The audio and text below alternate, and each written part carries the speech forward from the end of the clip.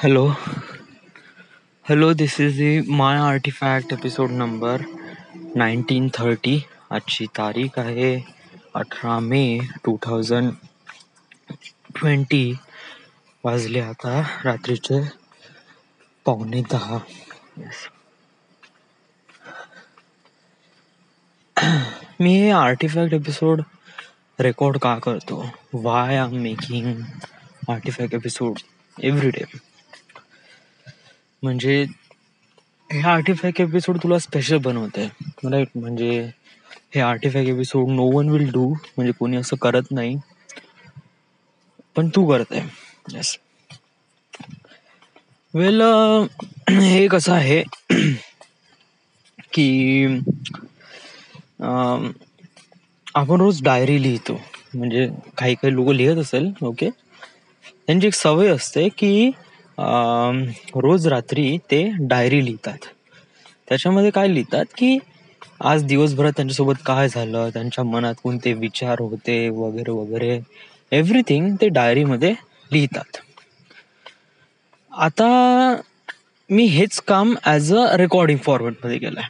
म्हणजे मानून घे की समजा जर मी लिहून राहिलो आहे, तर माझे विचार मांडण्यासाठी नाही का, मला नाही का शब्द अपुरे पडतील किंवा लिहिण्यासाठी त्रास येईल, राईट? कारण समजा जर मी आता बोलून राहिलो आहे, हे जस्ट मी एका मिनिटात जरी बोलून राहिलो आहे ना एवढे सारे शब्द, बट हेच शब्द मी लिहिण्यासाठी जेव्हा पेजवर लिहिण्यासाठी प्रयत्न करतो ना, तेव्हा माइट बी अर्ध्यापेक्षा जास्त पेज भरून जाते, लिटरली. येस. सो जेव्हा आपण वर्ड फॉर्मॅटमध्ये लिहिण्याचा प्रयत्न करतो तेव्हा खूप सारे कॉम्प्लिकेशन्स येतात. म्हणजे तेव्हा की त्रास येतो वगैरे वगैरे, आपण प्रॉपरली एक्सप्लेन करू शकत नाही. खूप साऱ्या गोष्टी शॉर्टमध्ये निपटून सांगाव्या लागतात. बट या रेकॉर्डिंग फॉर्मॅटमध्ये काय होते की आपण फुल मनातलं वाटेल तेवढं बोलू शकतो. क्लीनलेस. येस. व्हिडिओ फॉर्मॅटमध्ये तर that is also good, but जर व्हिडिओ फॉर्मॅट अवेलेबल होत नसेल तर ऑडिओ फॉर्मॅटमध्ये. व्हिडिओ फॉर्मॅट म्हणजे काय की त्यासाठी खूप सारा डेटा लागतो. ऑलरेडी एक व्हिडिओ बनवण्यासाठी 200-300 MBचा एक व्हिडिओ बनतो. Yes. So it was too much. But ऑडिओमध्ये पण सेम आहे, ओके, काही असा फरक नाही. सो मी हेच काम ॲज अ रेकॉर्डिंगमध्ये करतो आणि मग मी याला नाव दिलं आहे आर्टिफॅक्ट एपिसोड. येस. मला अगोदरपासून वाटायचं का मी काही ना काहीतरी स्पेशल आहे. येस. आणि ऑफकोर्स मी स्पेशल आहे, कारण मला फिल्म मेकर बनायचं आहे. मला असे काही मोठे मोठे टार्गेट्स, म्हणजे जस्ट लाईक मी आर्टिफॅक्ट एपिसोड बनवण्याचं मेन रिझन म्हणजे हे आहे की माझे टार्गेट्स आहे ते खूप मोठे आहे. It was really big. आणि या टार्गेटला पोहोचण्यासाठी नाही का आपल्याला मेहनत खूप करायची आहे. या फिजिकली आणि मेंटली सोबत, या दोन्ही गोष्टीमध्ये खूप मेहनत करायची आहे. तर आता या गोष्टीसाठी नाही का आपण एव्हरी डे याच्या मागे कोणीतरी पाहिजे. म्हणजे असं आहे की मी हे एकटं करू शकत नाही. मला कोणी ना कोणीतरी मदत करणारा पाहिजे, जो नेहमी मला पुशअप करेल, स्वतःचा कॉन्फिडन्स बिल्डअप करेल की तू हे करू शकते, तू हे करू शकते. आता हे मी दुसऱ्यांकडून एक्सपेक्ट नाही करू शकत. म्हणजे माझे आई वडील रोज कॉल करतील ना, म्हणतील तू हे करू शकते, तू हे करू शकतो. No no no. कारण हे गोष्ट मलाच करायची आहे, तर हे गोष्ट मला समजायला पाहिजे, तर ही गोष्ट मलाच सांगायला पाहिजे स्वतःला. सो त्यासाठी मी एक आर्टिफॅक्ट एपिसोड सुरू केला की मीच स्वतःला पुशअप करेल. म्हणजे समजा जर मला काही मेहनत करायची आहे, मला काही गोष्ट करायची आहे, मला काही डेव्हलपमेंट करायचं आहे, व्हॉटएव्हर इट इज, ओके, तर या साऱ्या गोष्टीसाठी मी स्वतःला एक प्रकारे एनकरेज करीन. स्वतःला कुठे कमी होत असेल तर त्याला डेव्हलप करण्याचा प्रयत्न करीन. So that is a thing. So यासाठी मी आर्टिफॅक्ट एपिसोड सुरू केला होता. या बट याचं मेन रिझन हे नव्हतं. Yes, literally. म्हणजे जस्ट लाईक मी सुरुवात करणार होतो. इट वॉज 2015 मध्ये मी सुरुवात केलं होतं. 2015 फरवरीमध्ये. Yes. कारण फरवरीमध्ये म्हणजे म्हणजे माझं रेझोल्युशन होतं 2015चं की मी आर्टिफॅक्ट एपिसोड सुरुवात करेल. बट रेझोल्युशन स्टार्टिंगला सुरू झालंच नाही. यस, कारण ते माझ्यामध्ये तेवढी कॅपॅबिलिटीज होती, म्हणजे तो मोमेंटच नाही बनला. यस. नंतर 11 फरवरीला माझ्या मनामध्ये एक समथिंग चेंजेस झाले. तिथे खूप सारे कॉन्सिक्वेन्सेस झाले होते त्या दिवशी. म्हणजे काय झालं, काय होतं एक्झॅक्टली सांग ना. ऍक्च्युली मी खूपदा सांगितलं आर्टिफॅक्ट एपिसोडमध्ये की मी आर्टिफॅक्ट एपिसोड सुरुवात कशी काय केली, तरी एकदा सांगून देतो. 9 तारखेला आमचा ग्रुप म्हणजे मी, विशाल, पिंटी, बादल, वैभव, वनमॅन, श्रुती ढोबळे, तेजू, विकी भाऊ आणि राहुल, आम्ही सगळेजण गेलो होतो चिखलदऱ्याला बाय यांनी आपल्या SUV राहुलनी अरेंज केली होती. ओके, तर आम्ही सगळेजण गेलो होतो. तर या साऱ्या सिनारिओ मध्ये तिथे गेल्यावर फोटोज काढणं वगैरे वगैरे, तर तिथे माझा फोन थोडा चांगला होता ॲज कम्पेअर टू अदर. म्हणजे विशालपाशी नोकिया लुमिया होता 520, वनमॅन पाशी पण सेम मोबाईल होता. माझ्यापाशी मोटो G3 होता. Motor G2, yes sorry, motor G2 होता.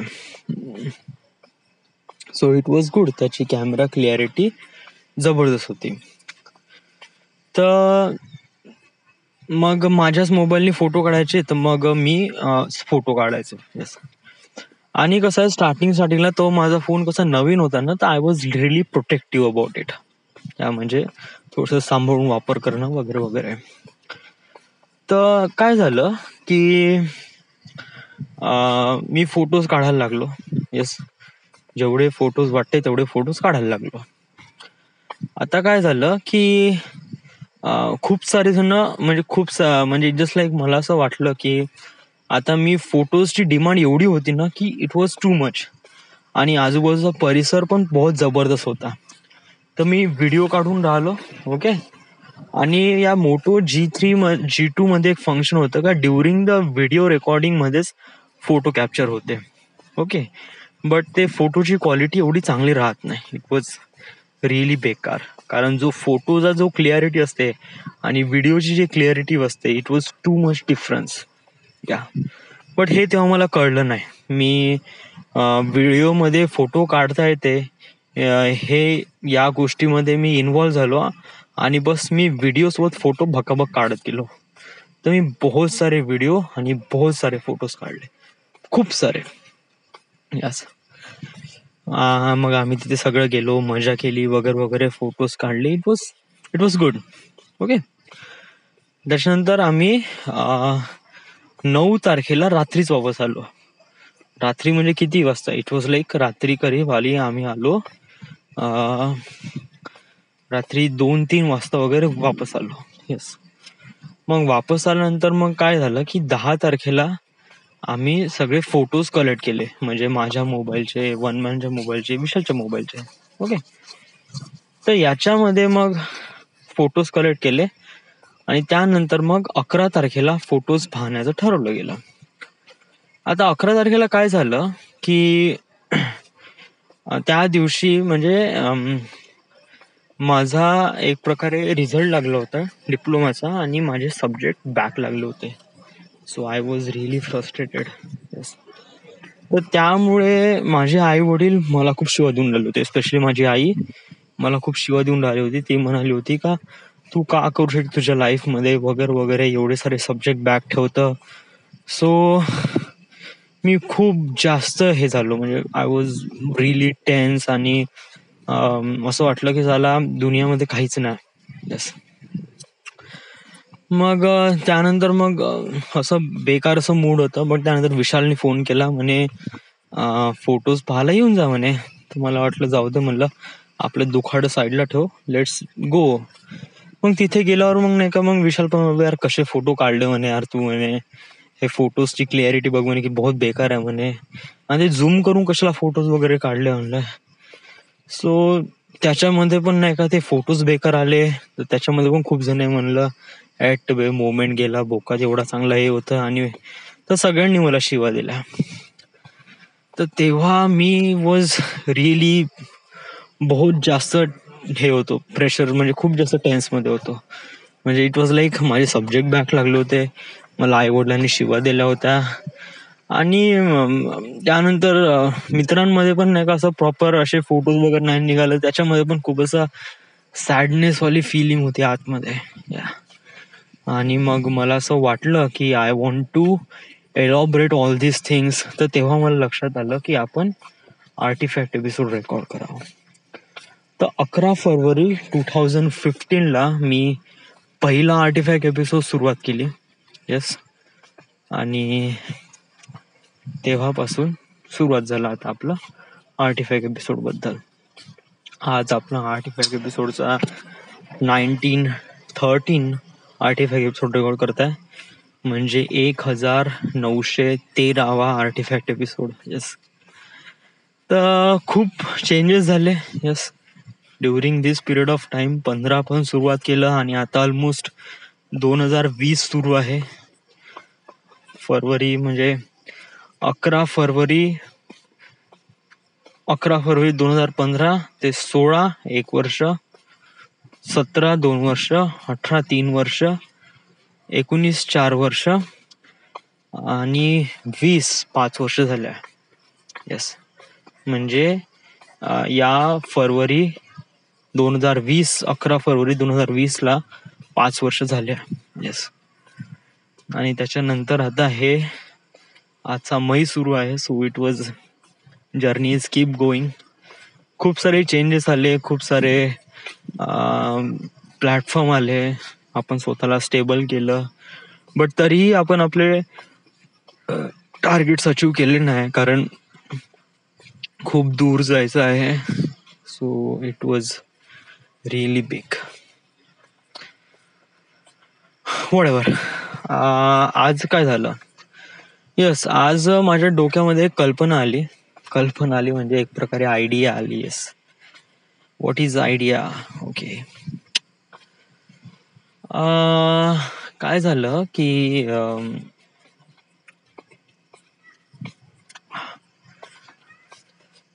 आयडिया नाही, खूप दिवसा अगोदरची होती. मला थोडस वैभव बद्दल थोडस आज सॅडनेस वाटलं. यस, म्हणजे मी आता कसं आज वय झालंय त्याचं, ऑलमोस्ट सगळ्याच एक्झाम त्याला आता देता येत नाही. एस्केप फॉर रेल्वे आणि SSC एक्झाम. यस, कारण त्याचं आता वय 30 वर्ष झालाय. ओके. तर मग मी विचारलं त्याला, एकदम सायलेंट मध्ये विचारलं, असं काय हे नाही त्याला रागवून वगैरे, की आता तुझं फ्युचरचं काय आहे, म्हणजे कशाप्रमाणे तू आता डील करशील. तर त्याच्याकडून असं काही होतच नाही, म्हणजे त्याचं काय असं प्लॅनिंग होतीच नाही. त्याला तो असंच म्हणायचं होतं की कोणत्या ना कोणत्या एक्झाम मध्ये किंवा कोणत्या फेलोशिप मध्ये किंवा कोणत्या ना कोणत्या प्रायव्हेट कंपनीमध्ये लागतो बा वगैरे.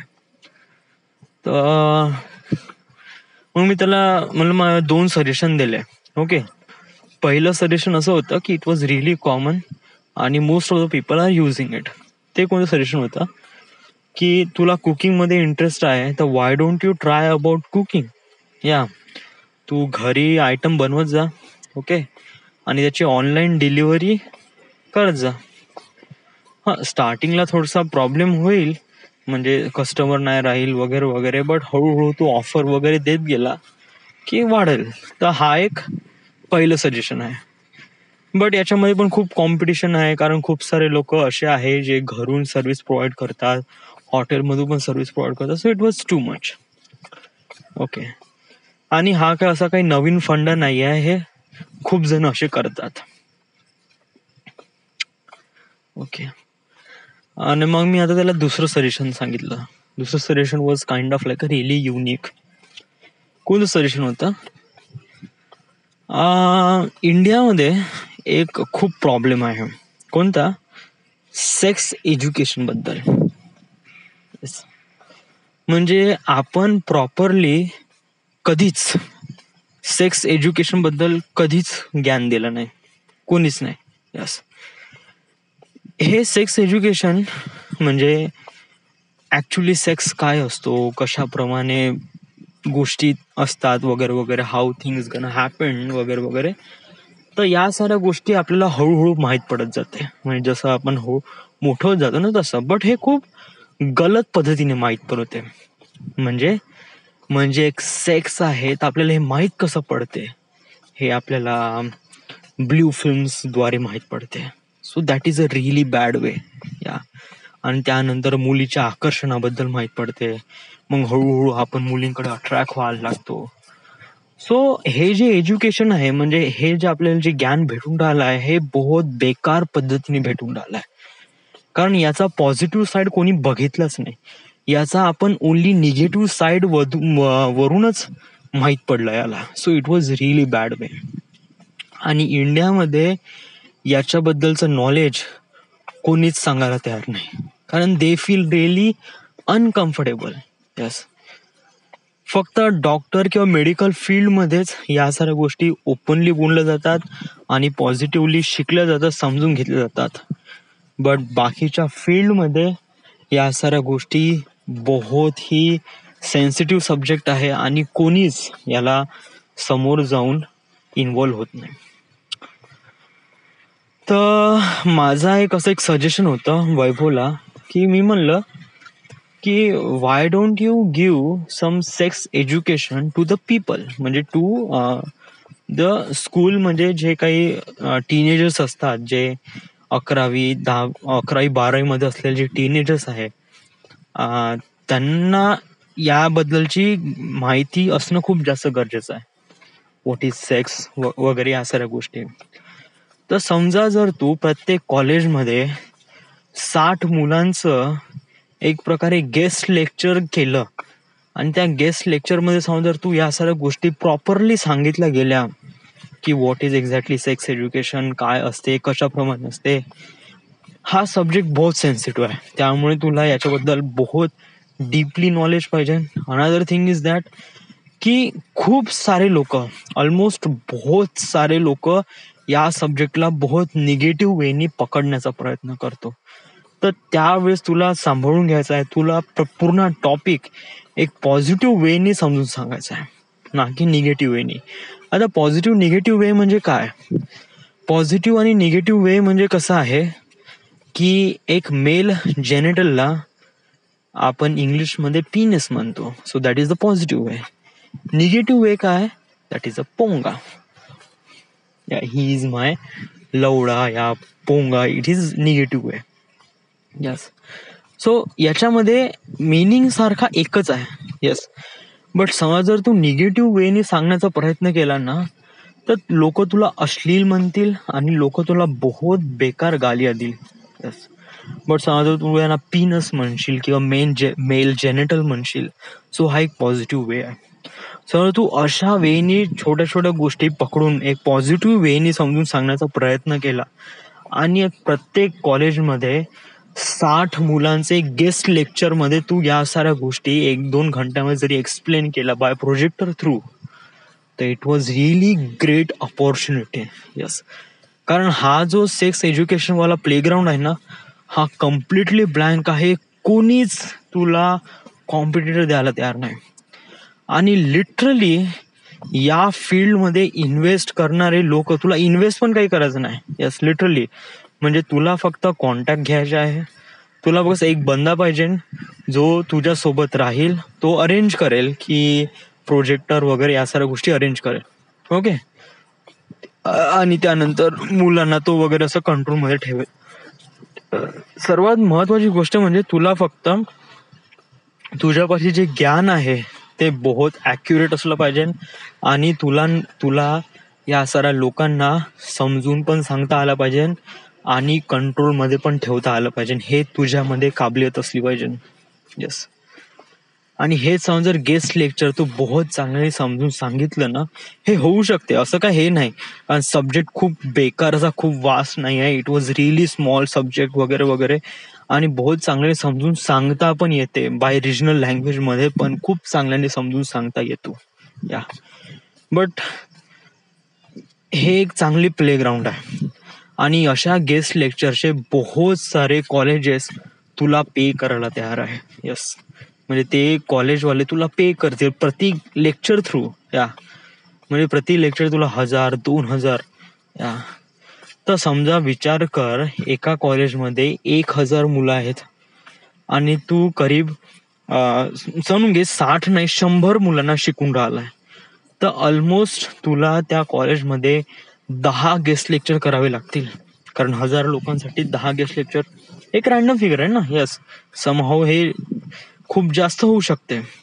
ओके, सो विचार कर, प्रति गेस्ट लेक्चर मागे समजा जर तू 2000 कमवत आहे तर ऑलमोस्ट 10 लेक्चर मागे तू 10,000 कमवून राहिलाय. आणि हे 10,000 किती दिवसात कमवून राहिलाय? हार्डली 2 किंवा 3 दिवसामध्ये. म्हणजे मानून घे एका दिवशी 3 गेस्ट लेक्चर करून राहिला आहे तर 3 दिवसात 9 किंवा ऑलमोस्ट एक शेवटल्या दिवशी 4 करून घे, म्हणजे 3 दिवसात तू 10,000 रुपये कमवून राहिलाय. यस, आणि सेम टॉपिक रिपीटच करायचा आहे तुला, काय असं हे नाही.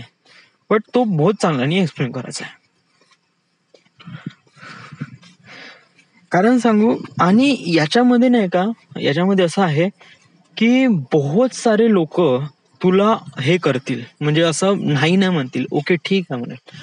कारण हा जो सेक्टर आहे याच्यामध्ये कोणी शिकवायला तयार नाही, कोणीच नाही. यस, लिटरली एक मेडिकल फील्डमध्ये वगैरे त्यांची गोष्ट वेगळीच असते, कारण त्या फील्डमध्ये त्या लोकांना ते गोष्ट समजावंच लागते, कारण त्यांना प्रॅक्टिकल पण करावे लागतात. बट अदर दॅन फील्डमध्ये या गोष्टीबद्दल बहुत कमी नॉलेज आहे, काहीच नाही, कुछ भी नाही आहे. तर अशा परिस्थितीमध्ये समजा एक असा एक व्यक्ती जो या साऱ्या गोष्टी समजून सांगत आहे, एक अननोन व्यक्ती, तर हे कॉलेजसाठी बहुत जबरदस्त आहे.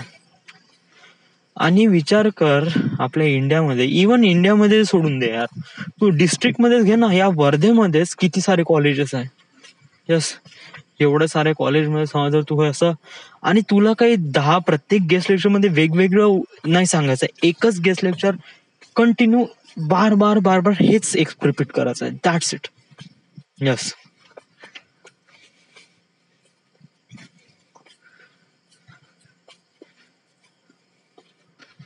हा एक बहुत जबरदस्त बिझनेस ऑपॉर्च्युनिटी. आणि याच्यामध्ये खर्च लागतो किती?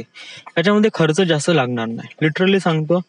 याच्यामध्ये तुला लॅपटॉप आणि प्रोजेक्टरचा समजा जर काही खर्च वगैरे असेल, मोस्टली हार्डली विचार केला गेला तर 10,000 रुपये खर्च आहे. ऍज अ स्टार्टिंग मध्ये तू समजा वर्धेतून स्टार्ट करताय तर इट वॉज ओनली 10,000 रुपये खर्च आहे. 10 ते 15,000. मला नाही वाटत 15,000 इज टू मच. 10,000 रुपयामध्ये होऊ शकते सगळं. यस, याच्यामध्ये सर्वात इम्पॉर्टंट गोष्ट आहे कनेक्शन. बस, तुला फक्त तुझ्या बोलण्यावरून तिथले जे ऍडमिनिस्ट्रेटिव्ह, म्हणजे जे कॉलेजमध्ये काम करणारे, जे युनिव्हर्सिटीमध्ये काम करणारे जे ऍडमिनिस्ट्रेटिव्ह लोक आहे, त्यांना पटवून द्यायचं आहे की तू या साऱ्या गोष्टी प्रॉपरली समजून सांगू शकते. That's it. येस, ते पण खूप क्वेश्चनिंग करू शकतात, की म्हणू शकतात की तुमच्यापाशी काही मेडिकल डिग्री नाही तर आम्ही म्हणजे आम्ही कशाला भरोसा करू वगैरे वगैरे. सो लिटरली एकदा तुम्ही माझं लेक्चर ऐकून घ्या. येस, म्हणजे येस, समजा त्यांना असं म्हणू शकतो तुम्ही एकदा माझं फ्री लेक्चर ऐकून घ्या.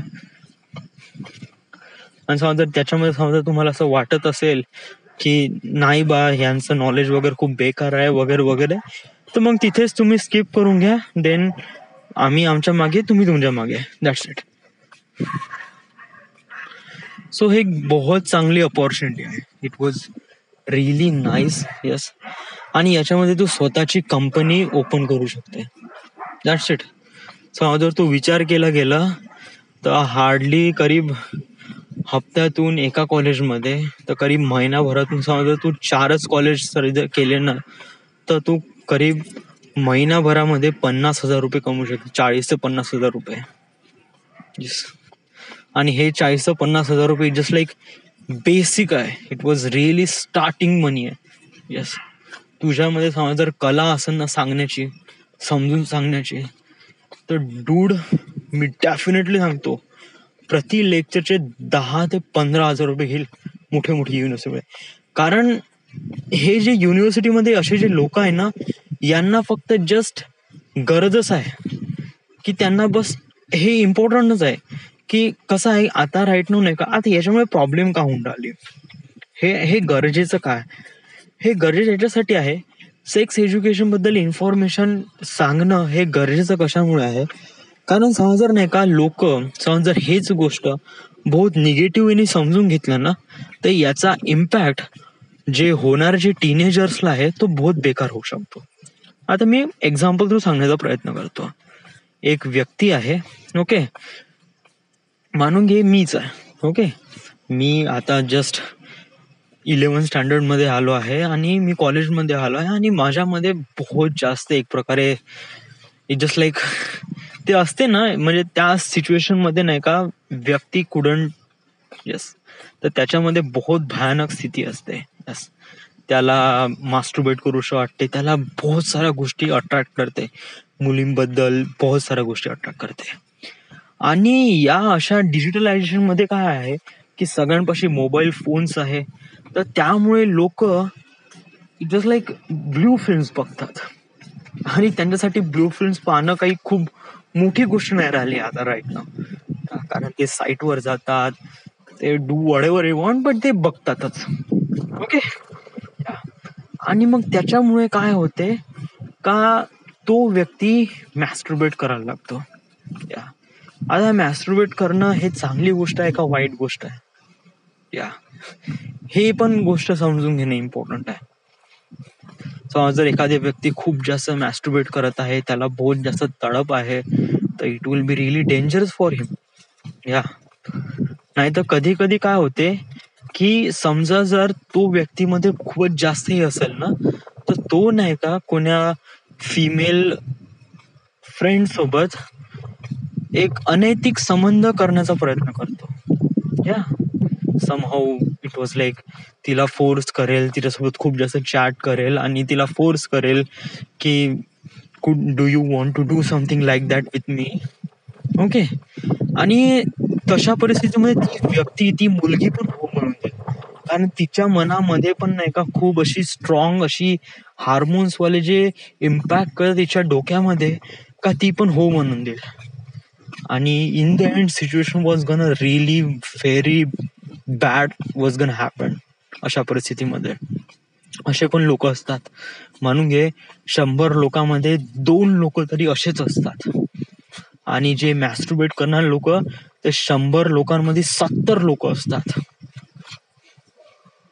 हा जसं एक पॉइंट ऑफ रेशो आहे माझा. समजा जर आता हे झालं ओनली मॅस्टरबेटचं, व्हॉट अबाउट पिरियड्स, मुलींना पण पिरियड्स येतात, मुली हे प्रॉपरली सांगू शकत नाही, बट त्यांचे पण बहुत प्रॉब्लेम असतात, त्यांना पण याच्याबद्दल प्रॉपरली ज्ञान सांगितलं गेलं पाहिजे की what is exactly happening inside your body. Yes, another thing is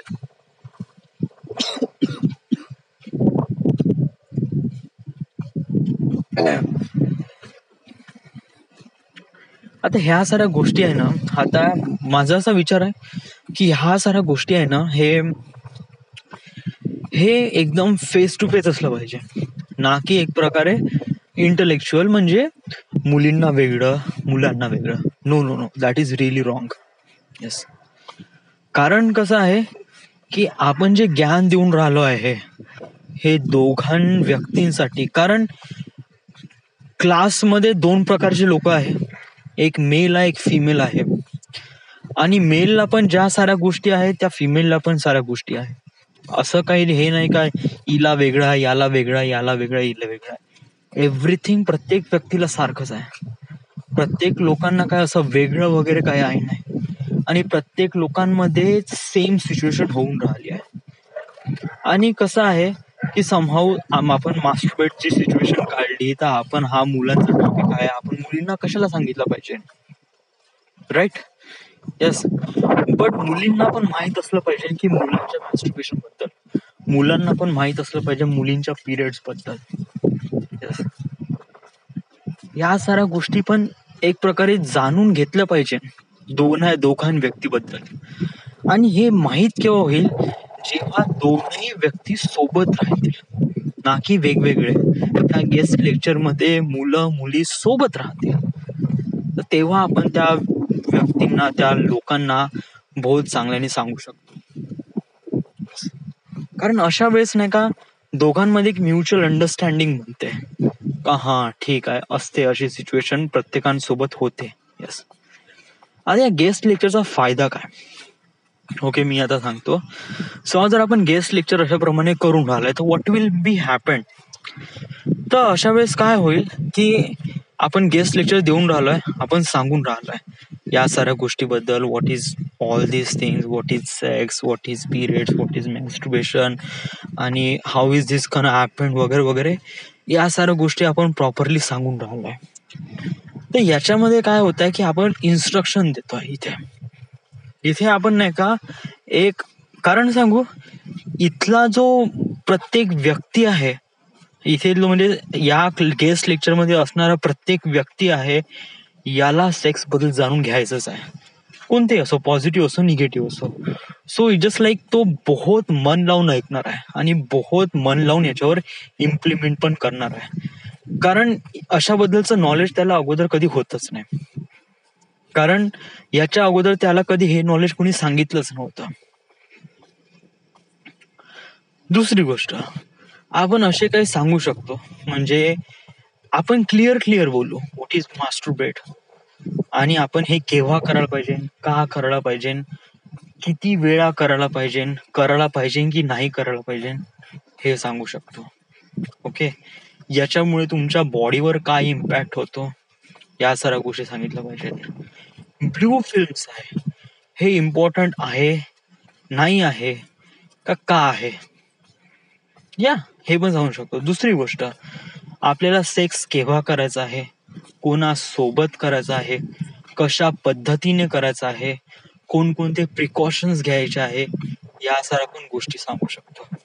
अशा वेळेस काय होईल, जर आपण म्हणलं की तुम्ही व्यक्ती मॅस्ट्रुबेट जर तुम्ही करत आहात, तर तुम्ही हार्डली नाही होत कंट्रोल, डेफिनेटली नाही होत. या असा कोणताच व्यक्ती नाही आहे जो मॅस्ट्रुबेट नाही करत. युजली एव्हरीथिंग, म्हणजे या दुनिया तलावावर 93% लोक आहेत ते मॅस्ट्रुबेट करतात. या तर माझा म्हणण्याचा हा अर्थ नाही का आपण याला खतम करू शकतो, डेफिनेटली नॉट. येस, कारण या मॅस्ट्रुबेशनमुळे प्रॉब्लेम काय होऊन राहिले, समजा जर एक व्यक्ती खूप जास्त मॅस्ट्रुबेशन करून राहिलाय, ओके, त्यानंतर मग during the sex he was really कच्चा लिंबू, ओके, आणि समजा तशा परिस्थितीमध्ये पण समजा त्यांनी काही केलं, बट समहाऊ त्याच्या स्पर्म्स मध्ये तेवढी चांगली क्वालिटी नसली, तर येणारा जो मुलगा आहे तो पण एक खूप मोठ्या प्रमाणात प्रॉब्लेम मध्ये येऊ शकतो. समहाऊ त्याला तो बहिरा होऊ शकतो, किंवा त्याची जेनेटिक स्ट्रक्चर प्रॉपरली बनणार नाही, कारण त्या स्पर्मची क्वालिटीच तेवढी प्रॉपरली राहणार नाही. So it was really bad thing. Okay, तर आपण हे पण सांगू शकतो की व्यक्तीने केव्हा ह्या साऱ्या गोष्टी करायला पाहिजे. आपण हे पण सांगू शकतो की केव्हा, आणि हे मुलींना पण बहुत चांगल्याने समजून सांगायला पाहिजे की मुलींनी स्वतःला कशाप्रमाणे प्रोटेक्ट करावं, कशाप्रमाणे या साऱ्या गोष्टीपासून कीप इट अवे राहावं, दूर राहावं. कारण सांगू, गलत गोष्ट खूप लवकर पसरते, आणि आता गलत गोष्ट पसरवण्यासाठी आपल्यापाशी सर्वात महत्वाचं टूल आहे, ते आहे मोबाईल फोन्स. येस, लिटरली सांगतो, या मोबाईल फोनचा कधीच कोणी स्टार्टिंगला चांगला वापर कोणीच करत नाही, डेफिनेटली नॉट. या मी हे हक्काने आणि बहुत क्लिअरली म्हणू शकतो. यस, मोबाईल फोन जरी याचा एक मेन उद्देश हा आहे की आपण कोण्या व्यक्तीला एक पर्टिक्युलर डिस्टन्स म्हणजे खूप दूर आहे, तर त्याला कम्युनिकेट करण्यासाठी आपण मोबाईल फोनचा वापर करून राहिलो. यस, बट आजकाल मोबाईल फोनचा मतलब काहीतरी दुसराच झालाय. यस, आजकाल या मोबाईल फोननी जस्ट लाईक काही लोकांसाठी पूर्ण दुनिया असते मोबाईल फोन. लिटरली, या I am gonna say is that की काही लोकांसाठी पूर्ण दुनिया असते.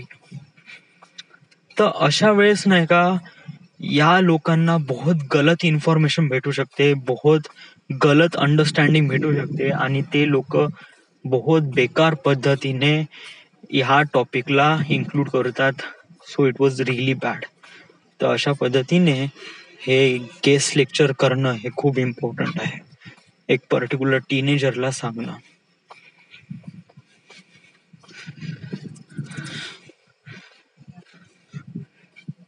कधी कधी माझा पण आयडिया होते का चला मी पण तर नाही करावं ह्या सर अशा प्रकारच्या गोष्टी. Yes, come let's we talk about this things. Yes,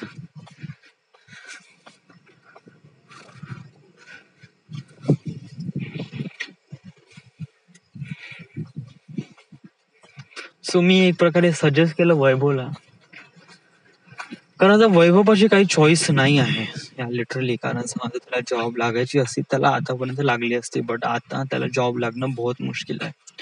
तर त्यासाठी इम्पॉर्टंट हेच आहे की आयदर त्यांनी कंपनीमध्ये जॉईन करावं, बट आता कोरोना आहे वगैरे वगैरे, इवन लोकांचे जॉब्स निघून राहिले आहे, तर लोक रिक्रूट तरी करतील तर कसे करतील. तर प्रश्न हाच आहे. सो मला असं वाटलं की एक आयडिया एक आपण अशा व्यक्तीला समजून सांगणं बहुत जास्त गरजेचं आहे, कारण हे इम्पॉर्टंट पण आहे. ओके,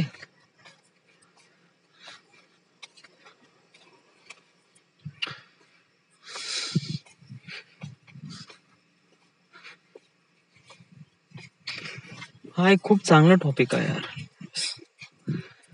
बहुत मस्त टॉपिक आहे लिटरली. कारण कोणी सगळेच लोक याला पॉझिटिव्ह वेने घेतील. बहुत सारे लोक याला पॉझिटिव्ह वेने घेतील. समजा जर आपल्यामध्ये बहुत चांगली क्वालिटी आहे, समजा जर दुसऱ्या व्यक्तीला आपण खूप चांगल्याने एक्सप्लेन करून सांगू शकत आहे ना, तर dude I am telling you, या हा जो प्लेग्राऊंड आहे ना हा कम्प्लिटली खाली आहे आणि कोणीच खेळून नाही राहिलंय. All ground is yours. Yes, वाटेल तेवढा पैसा आहे आणि वाटेल तेवढं यस, आणि तुला दुसरं काहीच करायचं नाही. एकच ज्ञान, एकच लेक्चर प्रत्येक वेळा सेम रिपीटच करायचं आहे. That's it. येस, तू 10 लेक्चर केल्यानंतर तुला 11व्या लेक्चरसाठी तुला असं काही प्रिपेअर पण नाही करावं लागेल. लिटरली सांगतो, आफ्टर यू टेक्स ऑलमोस्ट करीब 10-15 किंवा 20 लेक्चर नंतर ना काय होईल, तुला या साऱ्या गोष्टी पाठांतर होऊन जाईल. बस तुला तर काही, तू तू गेस्ट लेक्चर मध्ये जाशील ना, फोडून टाकले सगळ्यांना. या it was damn good dude. आणि याच्यामध्ये नाही का पैसा बहुत कमी आहे, लिटरली कुछ भी नाही आहे पैसा. एक प्रोजेक्टरने एक लॅपटॉप अरेंज करणं खूप मोठी गोष्ट नाही आता तर राईट ना. बस आपल्याला फक्त समोरच्या व्यक्तीला कन्व्हिन्स करता आलं पाहिजे आणि आपलं जो नॉलेज आहे ते प्रॉपरली एलॉबरेट करता आलं पाहिजे. That's it.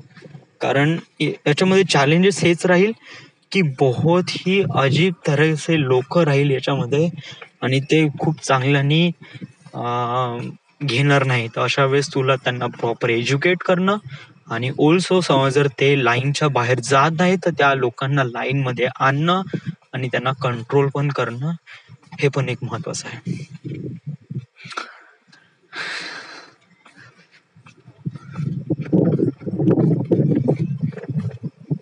मला असं वाटतं की मीच त्याला सांगून देऊया गेस्ट लेक्चर बद्दल थोडी बहुत इन्फॉर्मेशन.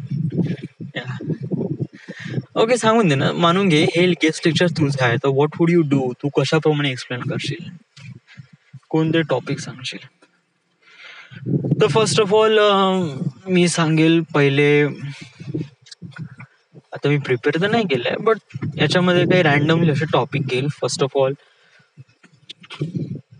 तुमच्याबद्दल सुरुवात करेल, म्हणजे तुम्ही कोण आहात, का आहात वगैरे वगैरे, आणि तिथून तुमच्यामध्ये आता काय चेंजेस होत आहे. कारण सांगू, जो कॉलेजमध्ये येणारा जो व्यक्ती आहे तो ऑलमोस्ट 19-20 वर्षाचा असतो आणि त्याच्यामध्ये जे हार्मोन्स निघतात ते इट वॉज रिअली एक्स्ट्रीम, बहुत ही तेज असतात. त्याला जे दुसरी बॉडी बद्दल जे अट्रॅक्शन असते, अपोजिट बॉडी बद्दल जे अट्रॅक्शन असते ते बहुतच जास्त असते. It was too much. Male female साठी आणि फिमेल मेल साठी बहुतच भयानक असते. सो अशा परिस्थितीमध्ये आपल्याला एक प्रॉपर ज्ञान असणं, एक सेक्स रिलेटेड ज्ञान असणं खूप जास्त इम्पॉर्टंट आहे.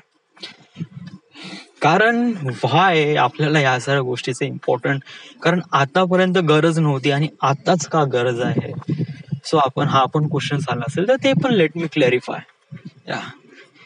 आतापर्यंत आपण जे ज्ञान घेत होतो रिलेटेड सेक्स, ते कुठून ज्ञान घेत होतो? बाय निगेटिव्ह वेनी घेत होतो. जो कोणता ज्ञान घेऊन राहिला याच्याबद्दल तो निगेटिव्ह वेनी घेऊन राहिलाय. म्हणजे सेक्स करायचं कसा. सो सेक्स करायचं कसं, yeah I just need to watch porn movies. So ते मला माहित पडेल की सेक्स करायचं कसा. ओके. दुसरी गोष्ट की सेक्स बद्दल बहुत बेकारशा गोष्टी लोक बहुत बेकार पद्धतीने सांगतात, बहुत निगेटिव्ह वेने सांगतात.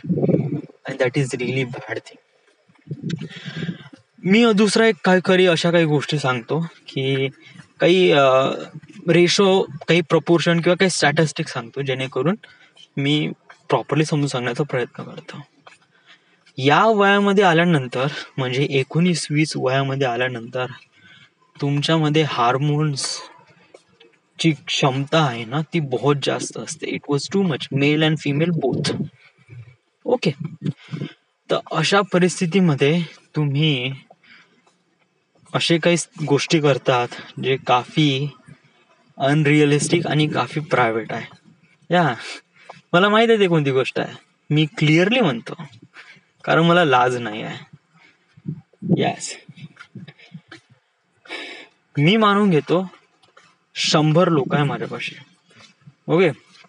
मी आता एक मेल आणि फिमेल यांचा 2 वेगवेगळा बॉक्स काढतो. मानून घेऊ आपण 100 मेल आहे.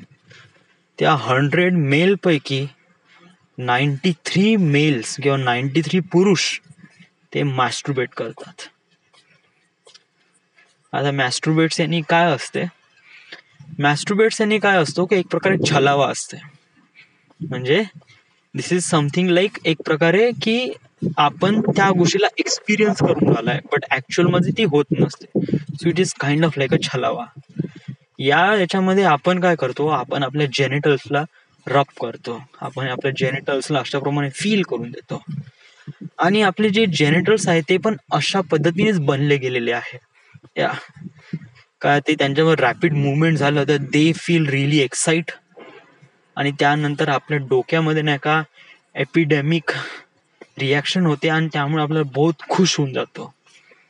So it was really that thing. तर 100 पैकी 97 लोक मॅस्टरबेट करतात. Okay. So that is really wrong. आता हे मॅस्टरबेट करणं राईट आहे का रॉंग आहे? Let me clarify from you. Most of the लोक नाही म्हणत असं इट वॉज रिअली बॅड नाहीये. कारण खूप सारे लोक करत आहे. तर समजा खूप सारे लोक म्हणजे जस्ट लाईक 97 लोक करतात, तर 97 लोक बॅड आहे का? मग हे गुड आहे? नाही, गुड पण नाही आहे. What is it? हे एक असं आहे ना की मानून घे की तुला गुपचूप खायचे, तुला गुलाबजामुन खायचे. तुला गुलाबजामुन आवडते आणि तुझ्यापाशी पूर्ण गुलाबजामुनचा सेट आहे. समजा जर तू 1 किंवा 2 खात आहे तर तू कंट्रोलमध्ये खात आहे, त्याच्यामुळे तुझी डायबिटीज नाही वाढेल, नथिंग वॉज गोना हॅपन. तू त्या गुलाबजामुनची प्रॉपर टेस्ट पण करू शकत आहे, म्हणजे आणि तुला ते फील्स गुड, चांगलं पण वाटत आहे. बट तू समजा जर 15, 16, 20, 25 गुलाबजामुन खात आहे, तर यामुळे काय होत आहे की त्या गुलाबजामुन मध्ये असलेला जो पाक आहे ते तुझ्या बॉडीमध्ये फॅट्स क्रिएट करते, त्यामुळे तू लठ्ठ होऊ शकतो.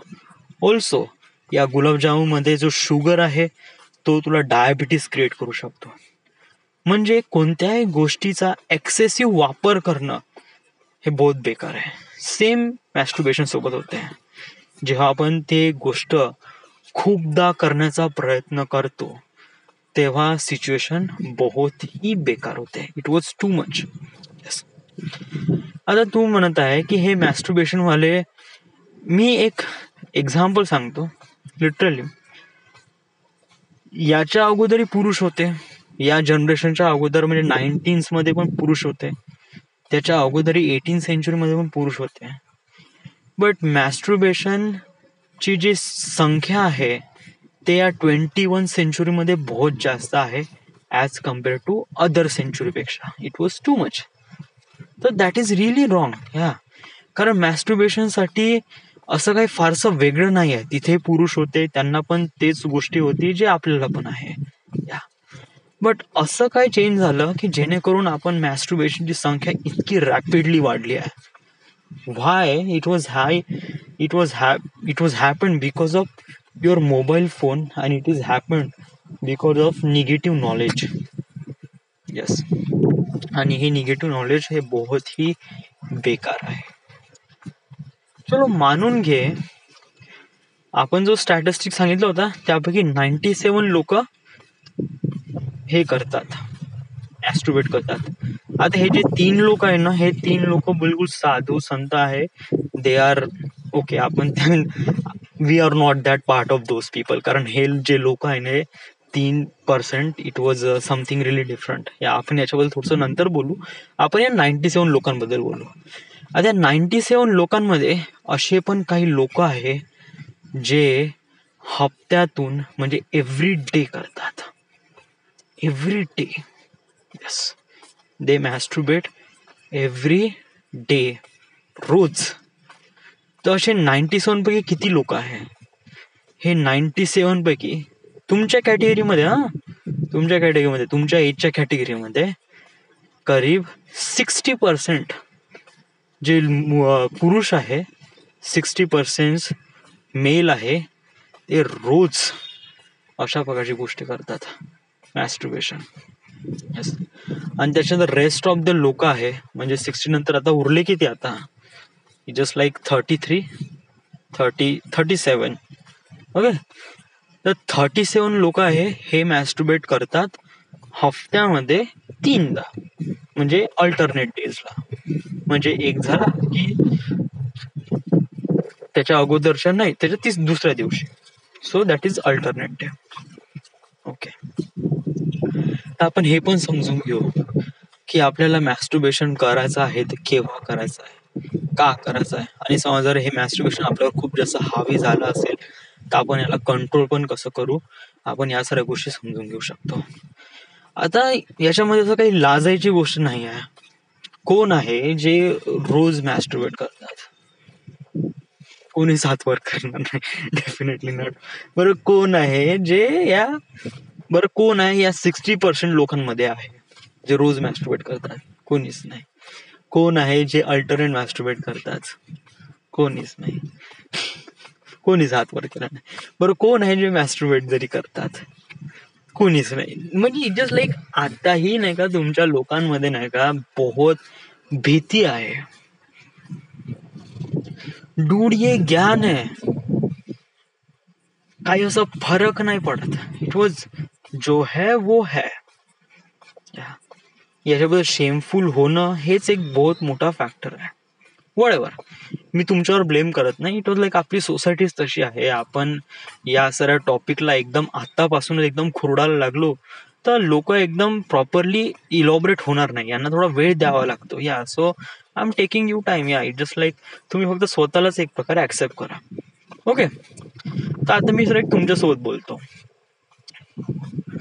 आता या लोकांनी कशाप्रमाणे करावं, या लोकांनी कशाप्रमाणे.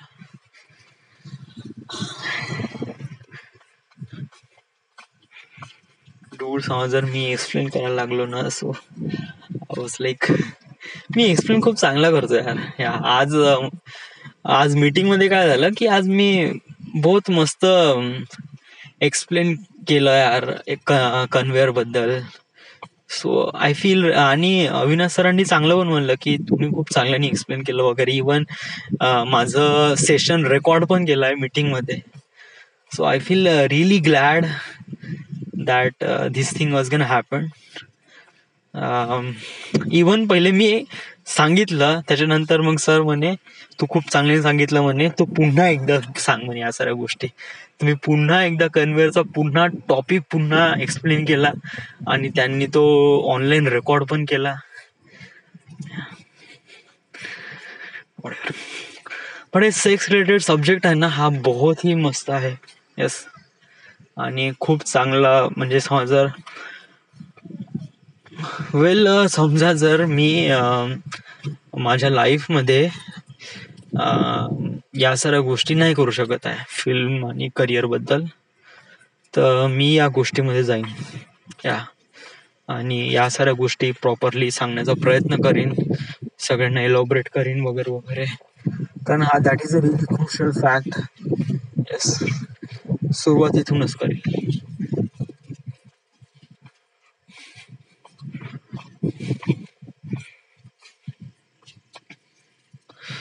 So this is it. This is the end. This is the My Artifact episode number. कारण सांगू हे मी का एवढं चांगले सांगू शकत आहे, व्हाय, बिकॉज ऑफ दॅट की मी एवढे आर्टिफॅक्ट एपिसोड रेकॉर्ड करून टाकलाय आणि एवढे आर्टिफॅक्ट एपिसोड रेकॉर्ड केल्याने नाही का आय जस्ट म्हणजे मी जेव्हा स्वतःला समजून सांगतो तेव्हा मला माहीत पडते की माझ्यामध्येच कोणते प्रॉब्लेम आहे आणि मी समजून सांगण्यासाठी नाही का कोणकोणते कुठे चुका करून राहिलाय. राईट. सो हे खूप इम्पॉर्टंट गोष्ट आहे. जेव्हा मी स्वतःला एक्सप्लेन करून सांगतो तेव्हाच मला माहीत पडते. तर त्यामुळेच मी या सर्व गोष्टी प्रॉपरली एक्सप्लेन करू शकतो. Literally yes.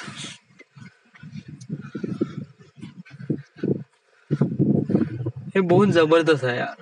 आणि याच्यामध्ये पण बहुत पैसा. It was too much. Literally समज जर तुम्ही याच्यामध्ये 1 महिना 2 महिना किंवा 6 महिने जरी काढलं ना, तर तुमच्यामध्ये नाही का एवढे क्लायंट येणार डूड. इट वॉज बहुतच जास्त. आणि मी रिजनलच घेत आहे बरं. मी जस्ट लाईक एक प्रकारे महाराष्ट्रामध्येच जर मी या साऱ्या गोष्टी करतोय म्हणलं तर या महाराष्ट्रामध्ये किती सारे स्कूल्स आहे, कॉलेजेस आहे. Dude it was way